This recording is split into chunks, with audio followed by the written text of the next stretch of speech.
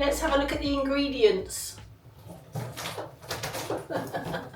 Okay, Victoria sponge with a twist, and the twist namely being a lemon zest. Why not indeed?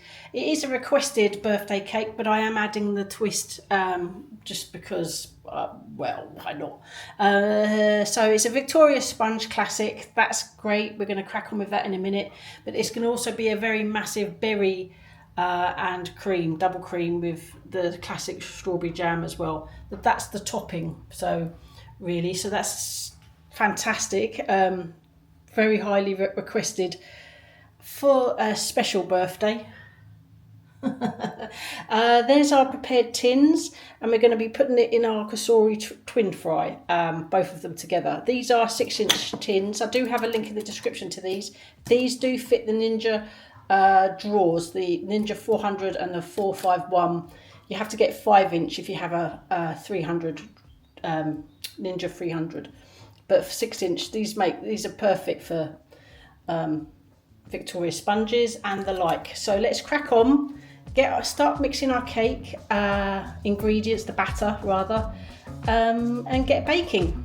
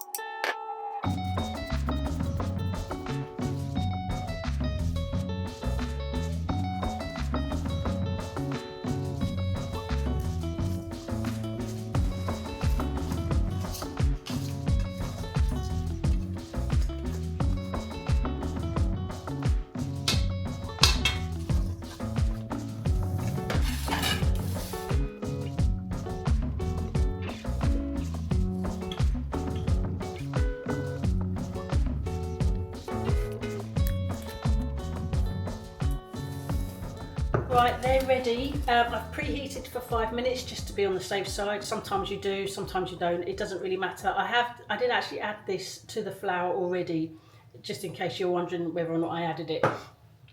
Okay, let's get these in. Bake 160, 370 Fahrenheit, I think that is, for 10 minutes, and then we're going to cover the tops with foil and cook for another 10 to 15 minutes. So let's crack on and do that now. There we go. See you in a few minutes. Well, I've got the foil ready and some things to weigh it down because the air fryer blows all about, as a lot of you know. So, and obviously when I get these out, I'll be careful with a grabby thing to extract very hot metal knives and forks. So let's just interrupt it so it doesn't go into the cool mode. Ooh. Have a look. It's obviously not ready. Right, quickly cover.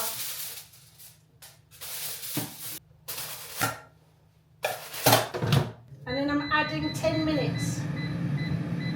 See you in a bit. Right, it's actually been 15 minutes. I've taken the foil off. I was just following a recipe, you know, and then you've got to sort of go with what you know.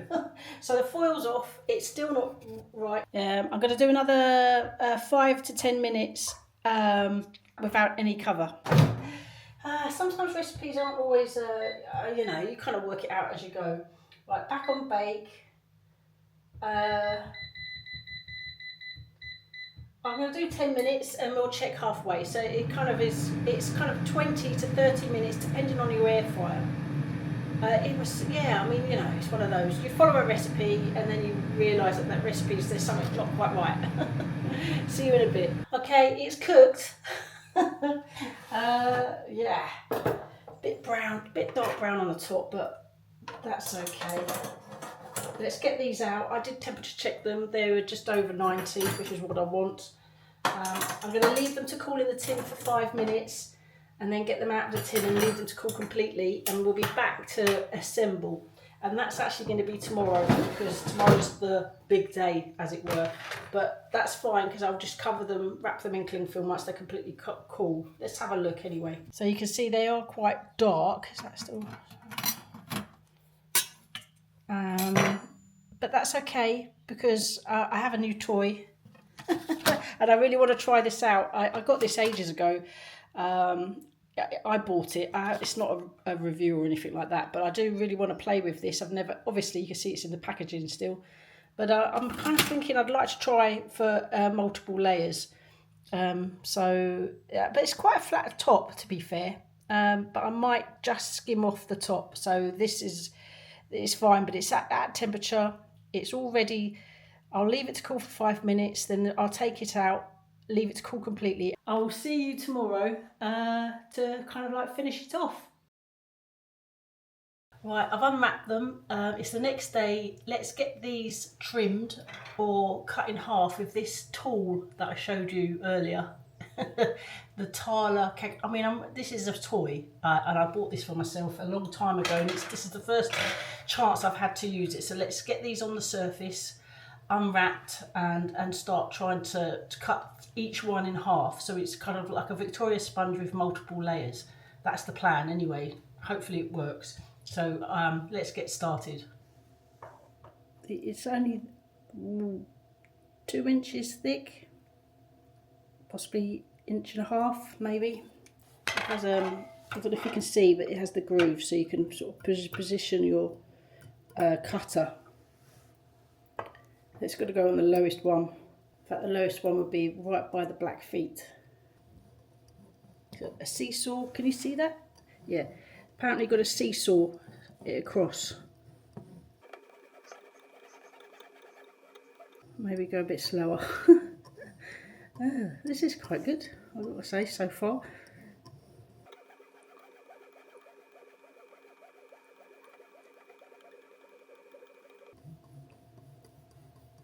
Okay, right, now we've got to try and do the top. I'm just going to adjust it.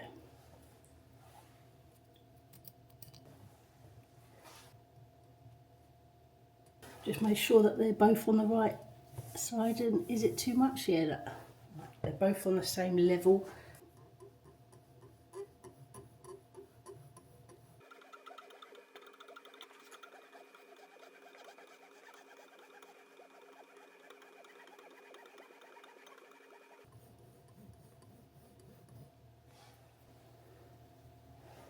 That's just to have the flat surface on top. Well, for the layer. I'm just going to put that to the side and do the other one.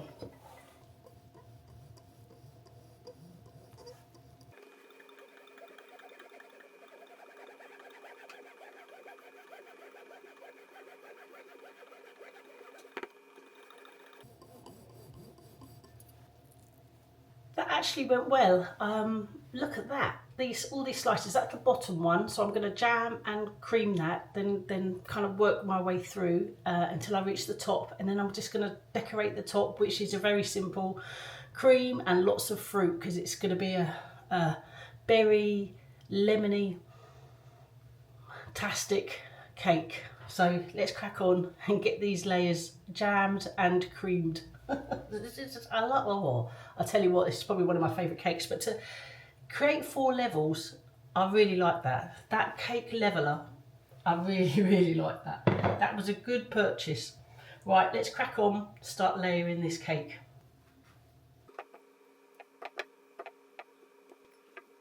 So I already whipped the cream last night just to save me time and minimise the noise, because I knew it was an early start. Wasn't sure of how this would go mixing with the jam on top, because it is quite thick, the cream.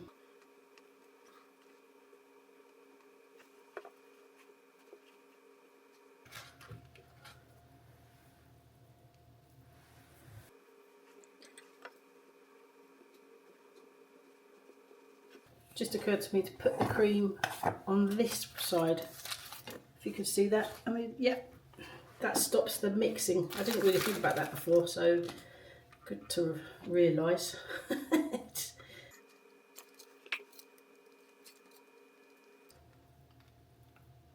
Right, that's that layer. Now we're on to the last layer. Adds height as well.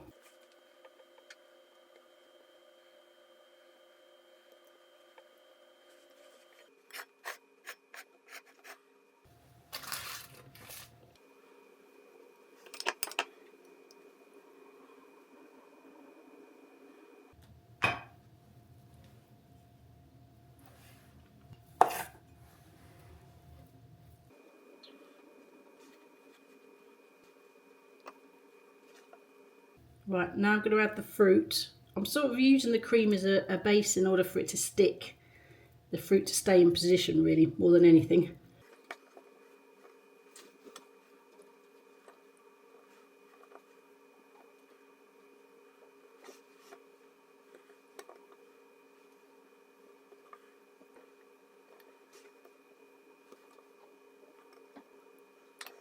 Right, I think the blueberries are more balanced, but it still looks pretty all right. I mean, you know, it's wonky, Leaning Tower of Cake. Try and straighten that up, that's a bit better. These are sparkling candles, so that'll be fun. But I'm very pleased. The Leaning Tower of Cake. The 4 layers, well worth doing. Those levelling things make it so much easier. But yeah, I'm going to stick this in the fridge. Taste test will be a lot later when Birthday Boy's already had his first slice. So I will sneak in a little taste test later on in the day. Take care, everybody. Well, no, why am I even saying goodbye? All right, see you later for a sneaky taste test. Hi everybody, so this is the day after of making the cake, the birthday cake. I have to say it went down an absolute storm. I did save a taste test piece. This is what's left. A picture of it will appear on the screen. I loved the multiple layers. That was such a good trick to do, and this was actually invaluable, and I absolutely am really happy I've got this. And even with air fryer cakes, which do tend to be on the smaller side because you're just dealing with smaller containers, etc., the very bottom layer was just right for producing these multiple layers, as you can see there.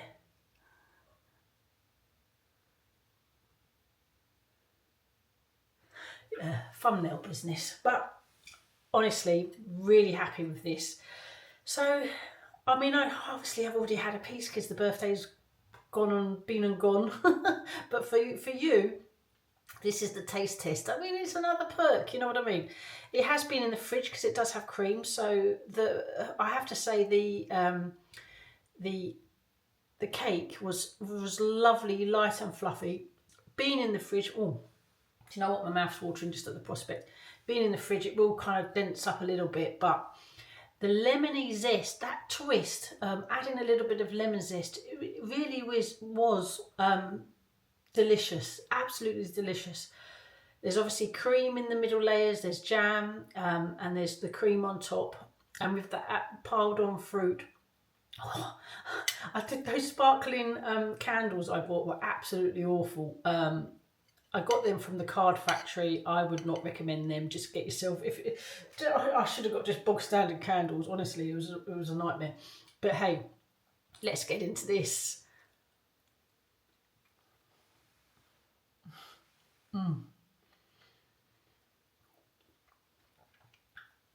Oh, I tell you, a Victoria sponge with a lemon twist. It's beautiful, absolutely beautiful. I almost feel like I might always add a little bit of a lemon in my Victoria sponges. It's absolutely delicious.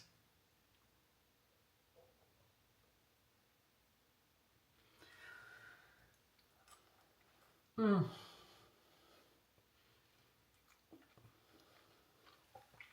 the fruit, obviously, I mean, it's a winner. Oh, because the lemon just adds that little bit of extra burst of flavour once you're sort of really getting into it.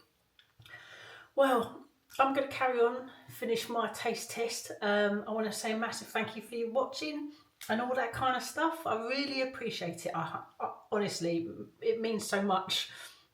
Thanks everybody. I am going to be making the world's best cake. That's on the cards.